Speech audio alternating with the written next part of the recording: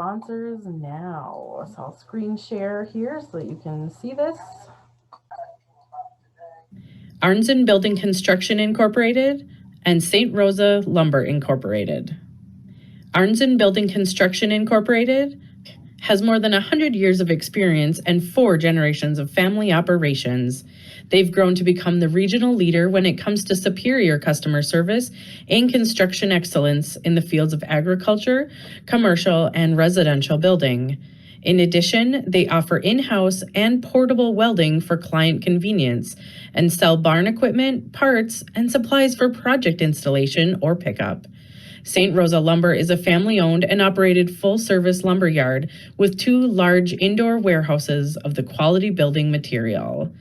Arnzen Building Construction Incorporated and St. Rosa Lumber Incorporated, both located in Freeport, Minnesota, and can be reached at 320-836-2284.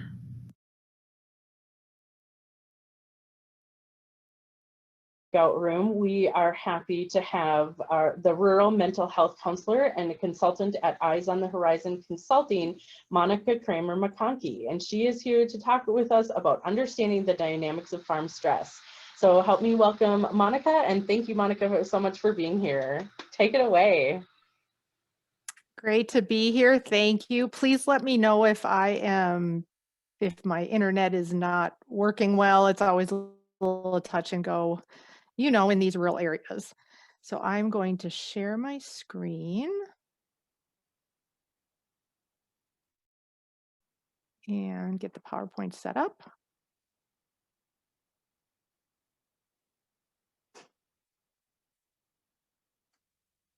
Okay, here we go. So as Laura said, we're going to talk today for the next half hour or so about farm stress, and that's a lot of times the most valuable part of the presentation. So we will do that towards the end. If you have questions that come up during the presentation, don't hesitate to throw them in the chat as well. So just to introduce myself, I grew up on a farm in northwestern Minnesota, was very active in 4-H and FFA. My parents and brothers still own and operate the family farm, and my 18-year-old son works for them, so he is the 5th generation on the farm. So I have that understanding when we talk about farm stress of what can happen to farm couples, to farmers, to farm kids when they're going through difficult times. I have degrees in psychology and counseling, and I am one of 2 rural mental health specialists in the state of Minnesota who work specifically with farm families, farmers, farm youth. And I'll talk a little bit more about our program towards the end of my presentation. My hope is that I'm addressing some key components of farm stress, both for farmers themselves and for those who work in the ag industry.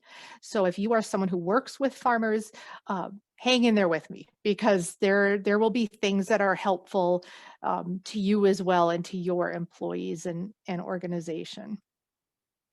So I thought I would start out just by running through a list of the unique stressors that farmers and ranchers deal with. And when I say farmers, I mean female farmers.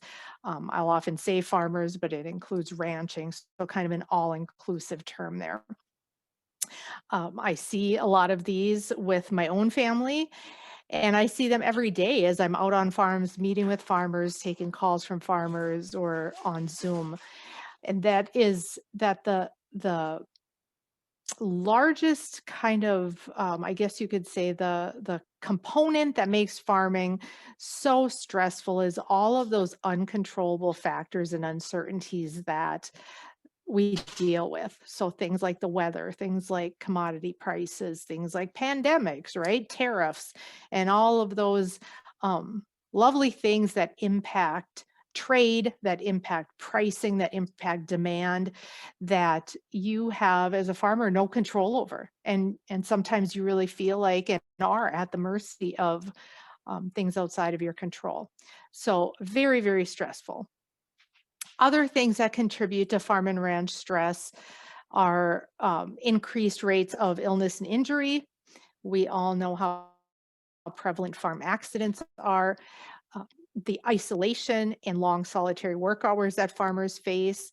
And that was compounded, of course, during COVID, where for a time they weren't even able to go to church or go sit and have coffee at Cenex or whatever social supports that they gained. That was also taken away. We also see in most areas of ag in this country a sense of intense competition among and between farmers. So farmers feel the need to always appear competent and not vulnerable because they don't want to lose rented land to others. They don't want people with the impression that they're not able to make payments. And it puts them in a difficult position of not being able to open up about their struggles with neighbors, with peers, um, because of that sense of competition that people are waiting for me to fail so they can swoop in and get land away from me. There's also, as years go by, an increased need for competency as a lot of farming becomes very technological, and that's both livestock and crop farming. There are always things to learn. I'm always incredibly impressed when I am on the farm with dairy farmers or crop farmers, and they're talking about all of um, the pieces of their operation that are increasingly technological, and they're in this position of having to be learners. Given that the average age of our farmer is around 60, that can be a challenge because as everything moves to um, a more technologically based system, that may be a struggle for a lot of our farmers who just are not feeling competent with that. Irregular and uncertain income, that's a given. That's some months when we're selling livestock or selling um, grain that we may have a really nice amount of income coming in, where other times of the finances than income. And so how do we budget? How do we manage that? How does that flow? Another area that's very prevalent right now in Minnesota and other places is the transition and succession planning that's taking place. So, like I said, farmers are around average age 60 years old. And that means that there are a lot of operations that are in between generations. Some have 2 generations working on the farm, some have 3, some have multiple people in the same generation. Some farmers are very ready to transition and there's no one to transition to. So that's a hard thing to face, that my family's been on this property for 100 years and it's going to end with me for whatever reason. Um, and that's a stress that many of our farmers are carrying with them. And then when we talk about mental health and stress, rural areas experience a great significant, I would say, amount of barriers to lack of help when we're talking about services and resources for stress and mental health. So there's a general lack of services. To get an appointment with somebody like a psychiatrist or even a therapist sometimes is a multiple month wait, or uh, it's a long distance away. So geographically, there's a lot of time that has to go into travel to get to those locations. There's also a stigma that's pretty alive and well yet in our rural areas around mental health and stress and being vulnerable enough to talk about it. There's the perception that we should be able to take care of it ourselves. Farmers are very self-sufficient. And what I hear most of the time is that I thought I could deal with it. And I want to deal with it myself. I want to fix it myself. And then it escalates to a place where the stress and the overwhelming depression or anxiety that they're experiencing makes it impossible to kind of take hold of it and deal with it themselves. And then in our farm families, we know there's difficulty around health insurance. That if our farmers have health insurance, the copays and deductibles are very, very high, which often keeps them from seeking not only mental health help or help for their stress, but farmers are notorious for not going to the doctor for physical ailments. And they just keep plugging through because there's work to be done and nobody else is going to do it. And we can't take PTO, right? So we're going to work through our illness or our injury or our stress. Okay, I'm going to move on to warning signs that may indicate a farmer is struggling. So if you work with farmers or your staff works with farmers, or if you are a farmer, these are things to pay attention to. And you may notice these things in your neighbors or in your spouse or in your parents or in those clients that you work with. And it's important to recognize them and then check in, kind of take some action and check in with that person that you're concerned about. So at the top of the list, I have isolation. Farmers, like we said, are already naturally isolated because of just the ruralness of where they live and where they work. But what we're looking at is changes from past functioning. So if this is somebody that you saw in church every Sunday, or that you would see in the elevator or the parts store or Cenex or wherever, the creameries, and you would see them. They would chat, you'd have conversation, check in. You might see them in their truck driving through town, and all of a sudden you're just noticing that I am not seeing this person. I'm not seeing their family. Their designated pew in church is empty on Sunday mornings, or whatever the case may be. That is definitely a red flag, a warning sign, that hopefully drives you to just check in with them. Just toss out a text or a call or stop in their farm. Just say, I just thought I'd check in. I haven't seen you around. How are things going? Another warning sign are mood changes. So if this is somebody who's been fairly easygoing, go with the flow, and now you're noticing maybe some temper or some depression and withdrawal, anything that's different from their baseline functioning is an indicator that they're struggling. A couple of warning signs that are really specific to farms and farmers or ranchers and their families are the next two bullet points, and that is abrupt sales. So if you're hearing or seeing about abrupt sales of land or livestock or equipment, and that just doesn't seem like that was really in the plans for this particular operation, that's a warning sign. And I wish we had more time because I could give lots of examples and stories of situations I've been involved in where these warning signs have been apparent. And for that one that I can just comment on quickly is there was a couple, and they had beef cattle, and that was their primary source of income. And one day the spouse, the wife, overhears husband in the next room on the phone talking to somebody about selling off their entire herd, their entire herd of beef. And they had never talked about it. That was not part of their plan. They weren't ready to do that financially. And so it really caught her off guard. And she checked in with him and called for some support. And what ended up coming to light was that he was very depressed. And he, in essence, was looking at ways to tie up loose ends and was contemplating suicide. So very scary, but very real examples to watch for.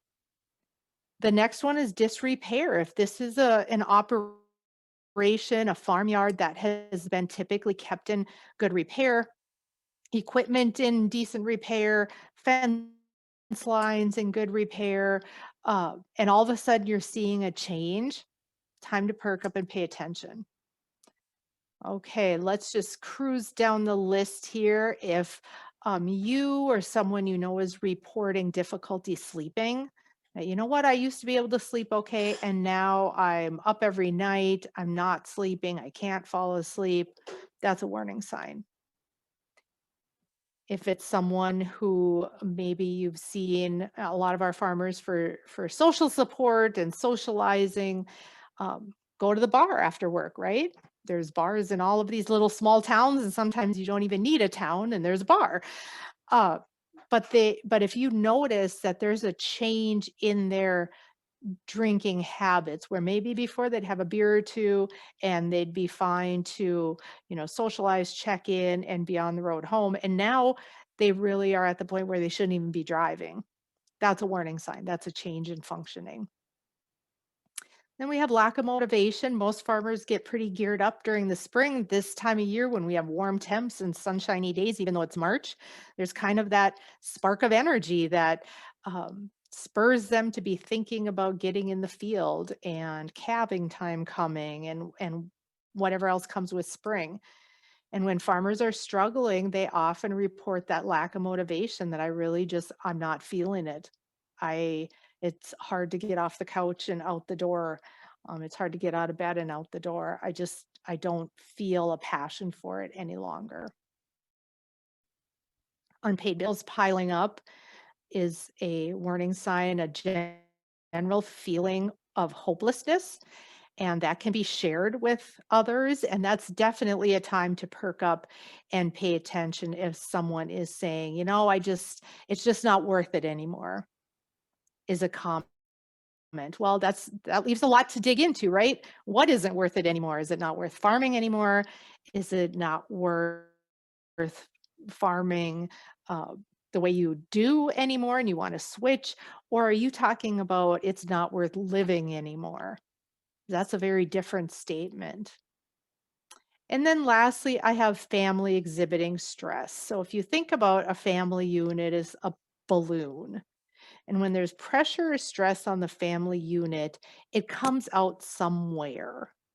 And often we'll see it coming out with the kids. So if the parents are under stress, the kids may be acting out, they may be struggling in school, they may be getting into trouble behaviorally. And so if you're seeing some changes in family structure or family functioning, that's also a warning sign that there's some difficulty happening.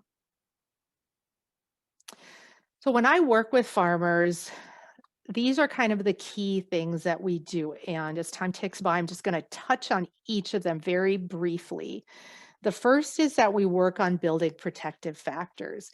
And what that means is what is around that person that helps strengthen them. So that is social protective factors. Who are their social supports? Who can they go to and talk to and be vulnerable with that helps them cope with life and cope with stress? What are their psychological protective factors? And I spend a lot of time on there, and it ties in with bullet point 3, helpful thinking. So psychologically, how can we work on handling our emotions and changing our thinking so it works for us versus haunting us or having thoughts that are just filled with anxiety and worry? Another one is working on our biophysical protective factors, and that's your basics. That's how are you eating? Are you drinking enough water or something other than like pop, coffee, energy drinks, and beer, like water, milk, healthier options? Are you getting some intentional movement in a day, whether it's exercise or walking on a treadmill or walking down a field road, something to just help cope with stress and keep your body healthy. So it's those basic things we need to live, and everything else is really built on that. So if we're not taking care of ourselves physically, we're not then in a good place to be able to handle stress and to be able to handle all that farming and the life of farming throws at us.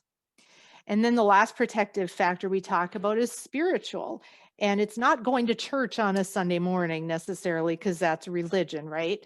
Spiritual protective factor is more like, what do you believe in outside of yourself? What gives you strength and purpose in life? And how can we work to really grab onto that and help us get through days that are especially difficult? Second bullet point, relaxation. Farmers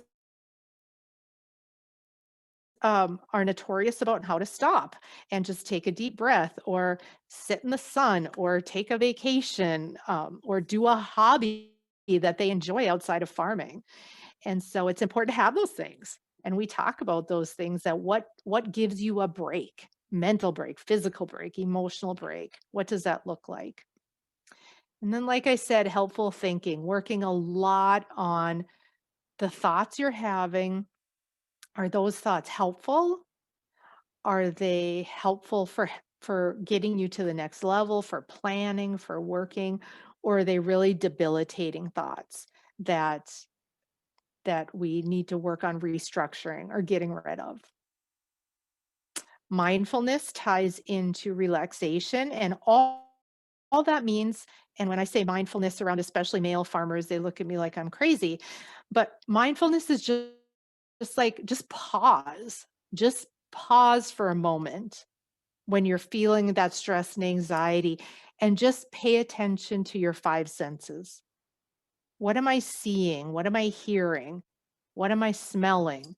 What am I tasting? What textures are around me? What do they feel like? The touch sensation. And that serves to just calm and bring us to a place where then we can deal with the stressors that life throws at us. And then the last thing I have is about reaching out, and I'll talk about that in a bit with some resources. But one hesitancy that farmers state when they're given the option of calling someone for help is that talking to somebody is not going to fix this. It's not going to raise prices. It's not going to fix equipment. It's not going to make it rain or make it stop raining, right? However, practicing some of these things helps you deal with those uncontrollables better. So if you're dealing with uncontrollables and you're not taking care of yourself and you're overwhelmed with stress, then the uncontrollables really feel insurmountable and they consume you. Where if you're in a good place physically and mentally, you can kind of roll with it a little bit better. Okay.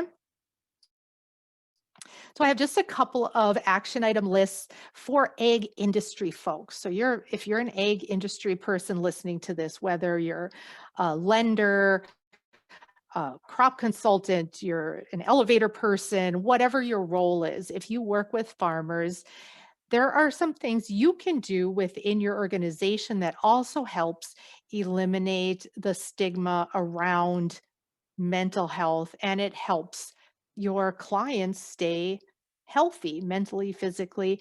And the first one is really embed physical and mental health into your organization. So if you're sending out information or you're educating on things like farm safety, you know what? Throw in some things about stress in there and what farmers can do to alleviate stress.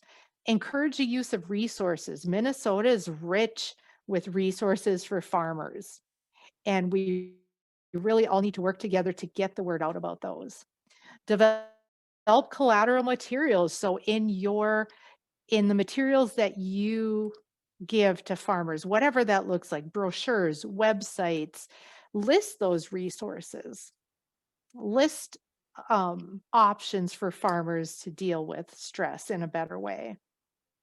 And then sponsor initiatives. Some of the greatest reach outs to farmers that I've been a part of are where private sector organizations partner with like a mental health or a healthcare system. And so you have egg industry, you have healthcare. This is a perfect example. We have the chamber. All of those are really important collaborations to partner on. And it really embeds the message in a way that if it just stays with a mental health agency, it doesn't get out there. Or if it just stays with a message within egg industry, it doesn't get out there. So those partnerships are super important. And then I will just also speak to things that egg industry can do to support their employees. And this is a completely separate presentation, but if you're working with people who are chronically stressed, that takes a toll on you. So if you're an egg industry person, and we know our farmers are chronically stressed, how do you stay okay? And how do your employees stay okay while working in a very stressful environment? And there's just a few things here that you can check into, and that's what do you have for employee wellness programs in your organization? Do you have an EAP, an employee assistance program that you can really promote to your employers to or your employees to access some help? Typically an EAP will include 3 to 7 sessions of talking with a counselor at no cost. Are there mentorship programs? So when you have a new person coming in and they're experiencing difficult times, can you pair them with a veteran employee who's kind of been there, done that? Maybe they've been through the 80s farm crisis, and they can talk about the toll it took on them and how they handled it, and the toll it took on their farmer clients and how they helped them through. And then really looking at your policies, do they support employee wellness? Are there policies around safety and I guess I'm thinking of the term like prevention, like what do we do to help our employees be healthy? And really quickly, I'm going to run through some resources that exist in Minnesota. We have a really supportive Department of Agriculture program. And the Minnesota Department of Ag has a brochure called Coping with Farm and Rural Stress.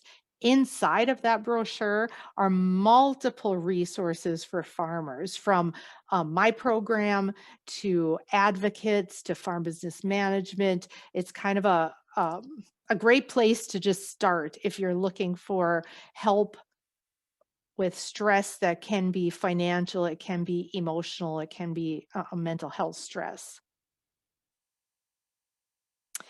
Minnesota has 2 mental health specialists, Ted Matthews and I, and we are dedicated specifically to working with Minnesota farmers and their families. There's no cost to this service. There's no paperwork. We don't bill insurance. Our positions are funded by the Minnesota legislature. Ted has an office in the Hutchinson area, and generally he covers like the southern part of the state. I'm located right outside of Detroit Lakes. I don't have an office, so typically I travel to the farms. So I meet with farmers right on the farm, or I can line up like a neutral office location to meet with them, or we meet over Zoom, or we meet on the phone, whatever is convenient. And the beauty of it is we don't have like set office hours either. So like, for example, this evening, I'm going to meet with the dairy farmer at 7:30 p.m. after he finishes milking, because that's removing a barrier for our farmers. So keep that in mind. Ted and I are available, and there's no issue too big or too small to have a conversation with us about. We also have the Minnesota Farm and Rural Helpline that's answered 24/7. And they can then refer you on to, if it's a financial or legal worry, they'll refer you on to say the farm advocates. If it's more stress related, they may refer you on to Ted and I, but it's a 24-hour direct link to talk to somebody. And Minnesota also has mobile mental health crisis teams. statewide. And they will, they're also 24/7 available. You can text them. Great, great resource for access anytime you're having a mental health crisis, or your kids are in crisis, or you're just feeling completely overwhelmed. It is another place for you to look for help. And each county has a different, potentially a different number for the mobile mental health crisis team in that county. So the website here is for the Minnesota Department of Human Services for you to check that out. And then knowing you're not alone. And I can tell you that I take calls from farmers, male, female, every day, and you're not alone. Other people do have similar difficulties. This transformation, I just want to put a plug in. This was an initiative with the Department of Ag and the Red River Farm Network. There are probably 20 to 25 podcasts around 20 to 30 minutes in length, and it is all related to farm stress. And there are just really great discussions about people who have been through things, and they're sharing their story. Some of it is pretty deep and heavy, like suicide. There's been farmers on there that have lost through a farm accident, maybe lost an arm or hands or what have you. There's episodes about farm youth. My dad happens to be in the lower right-hand corner, and he talks about his own mental health crisis during farming in the 80s when he actually sought out a therapist. And so just it's packed with really great information from other farmers. So I encourage you to check that out on the Red River Farm Network website. Whoops. And then lastly, my contact info. And whether you are an ag business professional or you are an ag producer, don't hesitate to reach out, email, call, text, whatever works for you, and I will be available. Any comments, questions that I can answer? I know we are out of time, but I can certainly take a few minutes. Yeah, we are just fine. I don't see any questions in the chat, and I know the couple of Okay. questions that I had written down, you answered. Okay. So great, very, a lot of great resources, Monica. And to find out that your program is, is free to farmers, that's incredible. So one of the questions I did have is, let's say you're you have a parent, or even like a friend or your neighbor is struggling, or you're just wanting to help them in some way, contacting you for help that way, is that something you can usually help facilitate? Or I know there's a lot of like HIPAA rules and things like that. Can that get kind of tricky though, or how do you usually work with that? One thing that's worked well when I have either an ag business professional contact me saying, I'm really worried about this family, or a family member or neighbor contacts me. One thing that's worked well is if they will tell the person they're worried that there's somebody out there who works with farmers that can help, and can we all meet together? Or Gotcha. can we, if they're hesitant to call, can we all jump on a call together? And so I often go to meetings on the farm, and maybe the lender is there, and the farm business manager is there, and then the farmer themselves are there. And it's a way to introduce me and have a conversation so they have some comfort level with talking moving forward. And so there are ways, that we can brainstorm how to try to engage the person that they're worried about. Sure. Sounds good. Any other questions? Still nothing popping up in the chat, but Monica, I would just want to thank you so much for being here. Lots of really incredible information.